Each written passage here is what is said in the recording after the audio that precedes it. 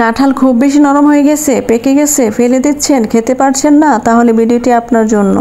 আমরা অনেকেই তো নরম কাঁঠাল একদম খেতে পছন্দ করি না, তো আমরা যদি সেই নরম কাঁঠাল দিয়ে বিভিন্ন ধরনের খাবার বানিয়ে খাই তাহলে সেটার স্বাদ অন্যরকম লাগবে আর খেতে অনেক বেশি ভালো লাগবে। আজকে আমি নরম কাঁঠালের রস দিয়ে অনেক মজাদার একটি নাস্তা বানিয়ে দেখাবো। ভিডিওটি শেষ পর্যন্ত দেখবেন আর ভিডিওটি যদি ভালো লেগে থাকে অবশ্যই শেয়ার করে দিবেন। পেজটি ভালো লাগলে ফলো দিয়ে যাবেন। তো আমি কিভাবে এটা বানিয়েছি চলেন শুরু করি। প্রথমে এখানে আমি হাফ কাপ করে 1.5 কাপ আটা নিয়ে নিব। আপনারা চাইলে এখানে ময়দা, চালের গুঁড়া বা সুজিটাও ইউজ করতে পারেন। আপনাদের হাতের কাছে যা থাকবে সেটাই ব্যবহার করতে পারেন। তো আমি আটাটা দেওয়ার পর এখানে পরিমাণ মতো লবণ দিয়ে দিব। আর লবণটা আপনারা আপনাদের টেস্ট অনুযায়ী দিবেন। মিষ্টি খাবারে খুব বেশি লবণ দিতে হয় না।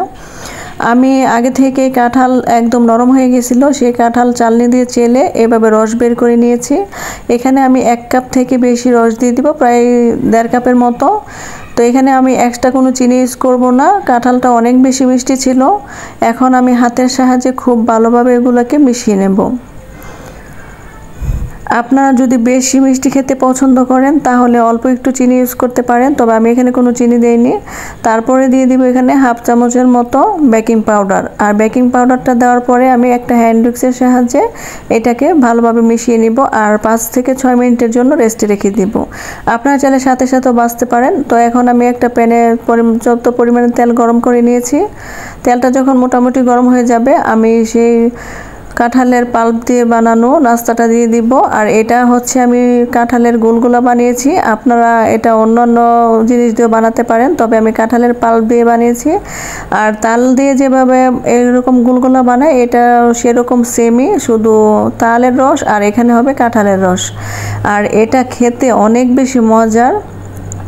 আপনারা চাইলে নরম কাঁঠালের পাল্প বের করে ফ্রিজে স্টোর করে রাখতে পারেন, ফ্রোজেন করে রাখতে পারেন, যখন ইচ্ছা তখন এরকম করে গোলগোলা বানিয়ে খেতে পারবেন। নরম কাঁঠাল যদি না খেতে পারেন এভাবে যদি গোলগোলা বানিয়ে খান তাহলে অনেক বেশি মজা লাগবে আর বাচ্চা থেকে বড় সবাই অনেক বেশি পছন্দ করবে।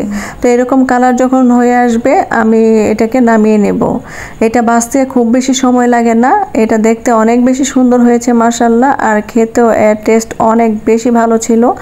আমি এই গোলাটার মধ্যে এক্সট্রা কোনো পানি ব্যবহার করিনি, কাঁঠালের রস দিয়েছি। আপনারা চাইলে এই গোলার মধ্যে নারকেলটাও ব্যবহার করতে পারেন। এটা দেখতে কত সুন্দর লাগতেছে তাই না, মাশাআল্লাহ। আর এর স্বাদও অনেক বেশি ভালো ছিল। আপনারা অবশ্যই বাসায় একবার হলেও ট্রাই করে দেখবেন।